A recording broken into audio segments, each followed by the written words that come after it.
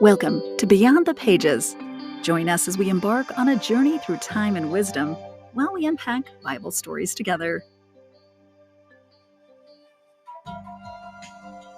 Welcome to Beyond the Pages. My name is Debbie and my mom is here as well. And today is a special episode because we have a very special guest. Tell them your name. Alfonso. Alfonso, are you excited to be here again? Yes, very excited again. So today, what story will we be talking about? David and Goliath. David and Goliath. Why is this story special to you? Because my middle name is David. Yeah, do you know why your middle name is David? Because, I don't think I know. Well, your middle name is David because when you were born, that was one of Debbie's favorite stories, David and Goliath. And so he wanted one of your names to be David. So, like we said, the story is going to be David and Goliath, and this story is found in 1 Samuel 17. But today we'll only be reading verses 32 through 51. This story inspires us with its themes of courage, faith, and the triumph of the underdog. And I'm going to ask my mom to read. David said to Saul, "Let no one lose heart on account of this Philistine. Your servant will go and fight him." Saul replied, "You are not able to go out against this Philistine and fight him. You are only a young man, and he has been a warrior from his youth." But David said to Saul, "Your servant has been keeping his father's sheep. When a lion or a bear came and carried off a sheep from the flock, I went after it, struck it, and rescued the sheep from its mouth. When it turned on me, I seized it by its hair, struck it, and killed it. Your servant has killed both the lion and the bear. This uncircumcised Philistine will be like one of them, because he has defied the armies of the living God. The Lord will rescue me from the paw of the lion, and the paw of the bear will rescue me from the hand of this Philistine." Saul said to David, "Go, and the Lord be with you." Then Saul dressed David in his own tunic. He put a coat of armor on him and a bronze helmet on his head. David fastened on his sword over the tunic and tried walking around, because he was not used to them. "I cannot go in these," he said to Saul, "because I am not used to them." So he took them off. Then he took his staff in his hand, chose 5 smooth stones from the stream, put them in the pouch of his shepherd's bag, and with his sling in his hand approached the Philistine. Meanwhile, the Philistine with the shield bearer in front of him kept coming closer to David. He looked David over and saw that he was little more than a boy, glowing with health and handsome, and he despised him. He said to David, "Am I a dog that you come at me with sticks?"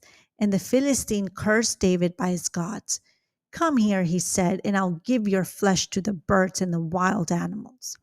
David said to the Philistine, "You come against me with sword and spear and javelin, but I come against you in the name of the Almighty, the God of the armies of Israel, whom you have defied. This day the Lord will deliver you into my hands, and I'll strike you down and cut off your head. This very day I will give the carcasses of the Philistine army to the birds and the wild animals, and the whole world will know that there is a God in Israel. All those gathered here will know that it is not by sword or spear that the Lord saves, for the battle is the Lord's, and he will give all of you into our hands." As the Philistine moved closer to attack him, David ran quickly toward the battle line to meet him. Reaching into his bag and taking out a stone, he slung it and struck the Philistine on the forehead. The stone sank onto his forehead, and he fell face down on the ground. So, what's happening in the beginning of the story? Well, in the beginning of the story, we have 2 armies, right? The Philistine army and the Israelite army. And they are assembled, and they're um, supposed to be ready to fight. Yeah. So, do you guys know where the battle takes place? It actually takes place in the Valley of Elah. So that's where they're supposed to meet up and fight. So right now we're going to be talking about David, King Saul, and Goliath. So let's talk a little bit about Goliath. Do you guys know how tall he was? 8'10" or 10'8"? He was, in the Bible, it says he was 6 cubits and a span. So that's, from studies, it's about 8 to 10 feet. Yeah, because we don't know exactly how tall he was, but the people that study the Bible have said, well, he could be between maybe 8 feet and 10 feet. Now that's pretty tall, Yeah. right? What do you think is the tallest person that you've ever met in person? Maybe like 6'1" or 6'2". How about you? Maybe 6 foot. Yeah, we know somebody, right? From Yeah. our church. He's pretty tall. Yeah. And also think of basketball players, right? In the NBA. I think maybe one of the tallest players might be 7 foot something, Yeah. right? So not quite 8. No. So not even the least of what Goliath might Right. have been. hmm I've heard a basketball player that's 7'7". Maybe he's the tallest, right? But you're right. He's not even, He's not even the least of what Goliath might have been. might have been, right. So in the beginning, they're supposed to be ready to fight. hmm And then the Philistines are super confident. And what do you think you would feel like if you found out you were going to battle Goliath? You think you would be like scared or? Well, I think if I'm part of the army at this point, I'm not afraid because I've been trained to do this. So I know that my job is to fight the other army. So I think right now I'm not afraid yet. Yeah. So if you're in an army, because first you have to have courage to enter. To even Like, join the army. yeah. hmm So you have to be strong for that. And then when you're fighting, you get stronger and stronger. So I don't think we were scared before we knew that Goliath was going to fight. So I don't think they were scared yet because they were super confident and because to join the army, you can't be scared. hmm Because when you join it, you're confident, you're strong, you're ready to fight. You're not scared. Yeah. And something particular happened here because when two armies fight, do they fight? Do they send one man only to fight? No, they have a lot of men to They fight. fight as a group Yeah. against the other army. But something particular happened here. What happened with Goliath? Goliath said that I'm like so big, I'm so strong. So just send one man and then we'll do a one-on-one fight. And the other men, like, they're scared. They're like, they So don't want to now fight. they're scared, but Mhm. why are they scared now? Because he was a giant. Well, because he was really tall. But not only that, because maybe some of them were pretty tall too. I mean, King Saul Was the tallest. was He the was like, tallest. they would look up to him and they would be like, oh, hey, that's King Saul. Right. So maybe it wasn't necessarily his height that made him scared, but what was Goliath doing to them? He was intimidating them. He was saying like, I'm so strong. I'm so like brave. I'm so strong. I've got this. Like, my God, which isn't the real God.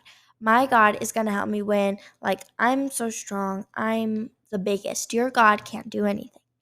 So they got really scared. They got intimidated. And Goliath was doing this for how long? For 40 days. For 40 days. So for 40 days, this giant came out and taunted the Israelite army and told them how they were going to lose and how he was going to beat them all. And physically, he wasn't really doing anything. It was just what he was saying Yeah. And the way he was, probably walking around and strutting, right? Yeah. That had the Philistine army so scared. So, what do you think? Because in the army, I think there were three interesting people. Who are those three interesting people? So part of the army were David's older brothers. I don't remember quite if it was two or three brothers, Mhm. but his older brothers were actually there. They were part of the army. Yeah. So, in the middle of the story, David comes and his dad sends him to bring, I don't know if it's like food or more supplies, or I don't know what it is, but the dad sends him, Jesse sends him, because Jesse's his dad. Jesse sends him to go bring something. Now, at this point, how old do you think David is? 14 or 12 or 11. Yeah, we think he's probably a teenager, Like right? a young A teen. young boy. And what was he doing before his dad sent him to go take stuff to his brothers? Taking care of the sheep. That's right. Yeah, so he would actually, it doesn't say in these verses, I don't think, but what he would actually do is, so his older brothers would actually fight in the army, and what David would do is he would sometimes go and play the harp for King Saul when he would feel like stressed or something. So he actually knew King Saul. So they knew each other. So they're not like they've never met before. Maybe King Saul doesn't know his name or like doesn't know him very well, but they know each other. So David comes and Poncho, what does he see? When he gets to the camp, when David gets to the camp, He sees like a loud, really loud voice. he hears a really loud voice. Yeah, a really loud And thundering voice. where's the army? Where's the Israelite army? Hiding. They're hiding because they're so scared. So they're hiding because they're so scared. And do you think that's what David thought he was going to find? No. What do you think David thought he was going to find? I think he was expecting them to see like the real battle. I think when he brought like whatever he brought, I feel like he was gonna maybe put it in the tent that they were staying at and then go watch the fight or something. But instead, he comes out and all he hears is this loud booming voice threatening them and talking bad about the Lord and the Lord's army, and his brothers and all the rest of the army they're hiding because they're so scared. And so when David comes, I think that because King Saul he's scared too. Because maybe Goliath was like, King Saul, like, you're the tallest of all of them. Why aren't you coming and fighting me? So King Saul is scared too. So King Saul makes an offer. He says, for the first time around, he says, okay, I'll give riches, like a bunch of riches to whoever's the first one to step up and go and fight Goliath. And who comes? No one. No one comes. Second time around. Okay. This is my second deal. Yeah, because remember, this has been going on for 40 days. Yeah, so maybe it wasn't like right after, but it was like, okay, this is my second deal. I'll give you riches and my daughter. That's what I'll give you if you go and fight Goliath. And who came? No one. No one came. No one ever said, wait, what does she look like? Yeah. So third time around, King Saul is like, okay, this is my final offer. I'll give you riches, my daughter, and a deduction on like taxes. So you would think that all the men would be like, pick me. Yeah. But who came up? No one. No one. So they were still really, really scared. They didn't like get over that after like 10 days or 20 days. Not even after all these offers from King Saul. So they were still really scared. So not the end, but like towards the end of the story. So this is when David hears all of these offers. So, He's like, wait, what is he offering? like, did you not hear him? Were you in the bathroom or something? Like, did you not hear Mhm. what he just said? And then they're like, no, like, did you see who we're supposed to fight? Like, it's Goliath, this 9 to 10 foot dude. Mhm. He's like, did you see who we're actually fighting There's a with? part of the story where, what does it say about his armor bearer? Do you remember? No. That Goliath had an armor bearer, and what did he do? Goliath was so big that he needed a person just to carry his shield. Just to be in front of him carrying his shield. In the Bible, I have a little Spanish Bible, Mhm. and then it shows a little guy carrying a big shield. Yeah, because He might have been tall, but compared to Goliath, Right. that shield must have been huge. right, Because shields aren't like really big, but but they're aren't. heavy. Yeah, they're heavy Because and they're supposed to protect you from like the bullets right, or stuff like the that. arrows from the Mhm. army. So David, what happened with David? Because he comes, he hears all this, he hears the offers, he sees that the Israelite army is afraid. What does he say? So what he does is he's like, okay, I'm gonna go tell King Saul that I'm gonna fight him. I'm gonna do this. Now, why do you think David had that courage? What was it that made him so bold or maybe mad to say, well, I'll fight him? I think because he was brave. Like, he fighted a bear to take care of his sheep, and the same thing happened. He saved a sheep from a lion. Yeah, so he had some experience Yeah. fighting, but I think also he was offended that this giant was insulting their God. insulting the Lord Mhm. and insulting the Lord's army. And he couldn't understand why his brothers and the rest of the army Like- were just hiding. Yeah, He's because like, they why were. aren't you doing something? Because first he's insulting them Mhm. and the Lord and their army, and then second, did you not hear like The all the offer. offers? Mhm. So then what he does is he goes to King Saul's tent Mhm. and he says, I'll fight him. I'll fight Goliath. And then I think the soldiers, because there has to be like people guarding the tent because Mhm. it's King Saul's. So they must have like laughed at him and said, like, is this like a prank? Like, who What do you sent think his brothers thought? I think that they were like, Well, at first, when they saw him come, how did they react? the oldest brother, because like we said, 3 brothers Mhm. were fighting. Mhm. So, well, now they were hiding, but they were supposed to be fighting. They were Mhm. in the army. So the brother was like, why are you here? Like, you're not even supposed to be here. You're not strong enough. You're so small. Where did you leave the sheep? Mhm. You're Go s- back home. Mhm. Mhm. So first, I think the brothers disapproved, Mhm. and maybe the other soldiers or the guards that saw him go in disapproved too. Mhm. And what did Saul say? Saul said, like, you're just a boy.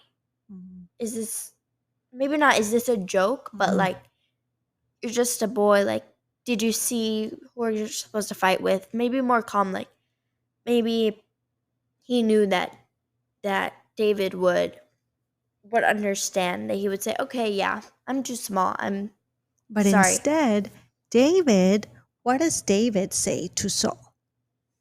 He said, I've done what? I've experienced how many stuff that happened. Like, I've saved a sheep from a bear, and I saved a sheep from a lion. That's right. He says that, and he says, and if God has helped me to do that, I know he's going to help me today. Yeah. So then King Saul finally is like, okay, I'll let you, but not wearing that.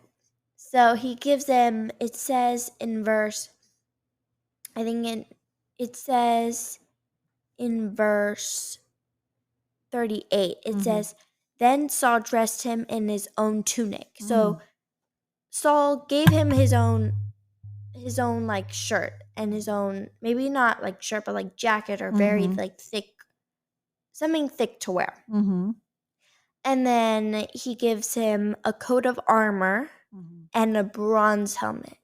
So Goliath was also wearing bronze. So it must have been like a maybe not thick, but a very strong helmet.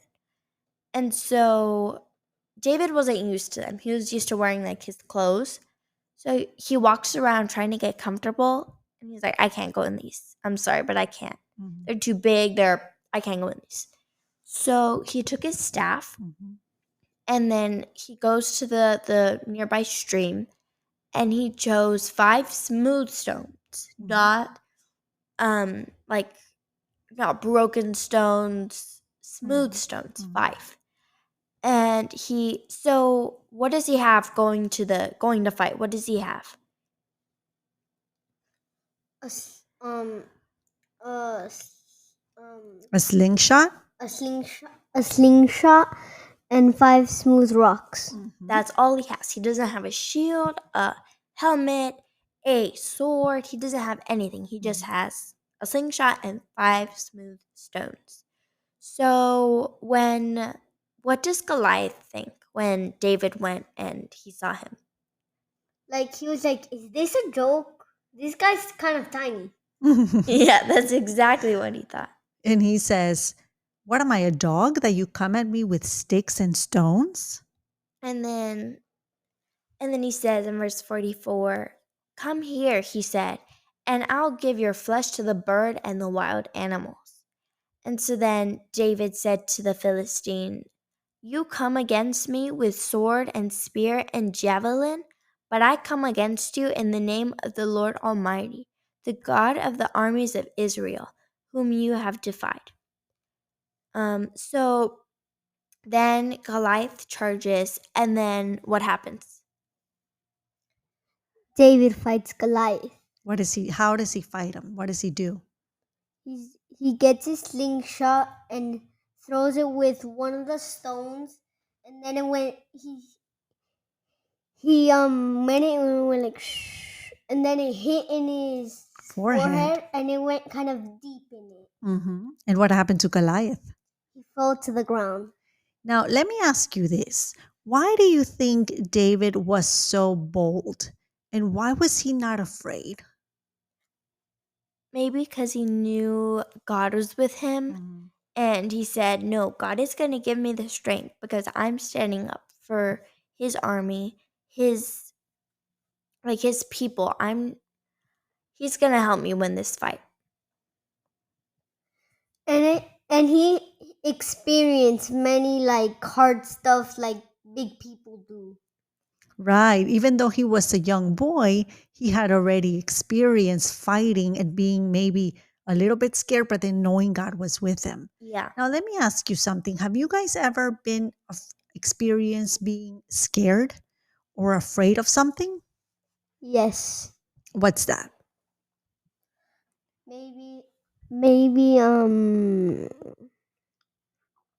I keep on forgetting. Have you do you like going up on a stage and speaking or singing or doing something in front of a crowd? No, unless if I learned it and I know who's there. But typically, do you like doing that? No, What happens? Do you get afraid or nervous? I get nervous. Nervous and afraid. How about you, Debbie? I am scared of trying like new things. Mm-hmm. So like trying a new school or Meeting new people. That scares me. Yeah. So I think for me, it's been sometimes when the Lord puts something in my heart to do, right? Like, for example, I wrote a book and I was really afraid to do that. What are people going to think? Am I really a good writer? Yeah, Like, am I really good enough? And so sometimes we do feel that fear, right? But two things can happen. We can be that like the Israelite army and say, there's no way. And go that and thing is hide. too big and go and hide and not do it at all. Or do like David and do what? And go and stand up for what is right and go and fight him. Knowing that God is going to be with you. God is going to be with you, right? And that maybe he's giving you past experiences To remember and to say, was this so bad? Like he's giving you it to comfort you. What is your favorite part of this story, Debbie? My favorite part of the story is when David kills Goliath and imagining what the siblings might have said, that they're watching this like, that's my brother. After, Yeah, right? Yeah. because before, did they approve of David? No. No, they thought he was too small. They didn't.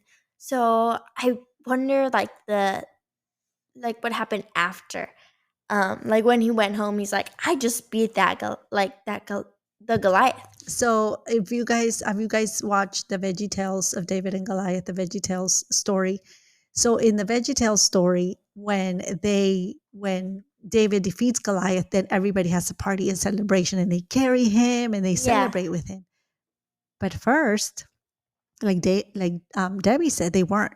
They were like, "You're a young boy, go yeah. home and take care of the sheep." Mhm. Right? What was your favorite part of this story?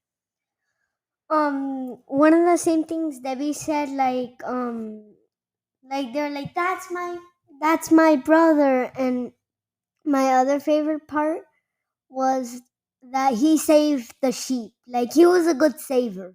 Yeah, Yeah, he saved the sheep from the bears and the lions. yeah.